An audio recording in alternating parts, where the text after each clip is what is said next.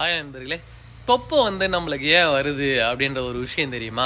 அதிகமாக tea coffee குடிச்சிங்கன்னா கண்டிப்பாக தொப்பை அதிகமாகுங்க. ஏன்னா அது ஒரு ரசாயனம் தான். நீங்கள் நினைக்கிற மாதிரி ஒரிஜினல் டீ அந்த இலையில இருந்தெல்லாம் காஃபியில இருந்தெல்லாம் இப்போ அதை தயாரிக்கல, எல்லாமே ரசாயனமாக மாற்றிட்டாங்க. அதனால் பார்த்தீங்கன்னா அது நம்ம குடிக்கும் போது கண்டிப்பாக அந்த தொப்பையில் தேவையற்ற ஃபேக்ட் அதிகமாகி தொப்பை அதிகமாக தெரியும். சரிங்களா? அப்போ நம்ம என்ன பண்ணணும்னா, ஃபஸ்ட்டு விஷயம், டீ காஃபியை அதிகமாக குடிக்கிற நபராக இருந்தீங்கன்னா டீ காஃபியை அவாய்ட் பண்ணிவிடுங்க. ரெண்டாவது விஷயம், ஒரே இடத்துல உட்காந்துட்டு இருந்தாலும் தொப்பை வரும், அதை கண்ட்ரோல் பண்ணிக்கோங்க.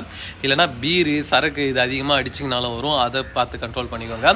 அப்படியும் இல்லை அப்படின்னா அதிகமாக சாப்பிட்றதுனாலையும் தொப்பை வரும். சரிங்களா?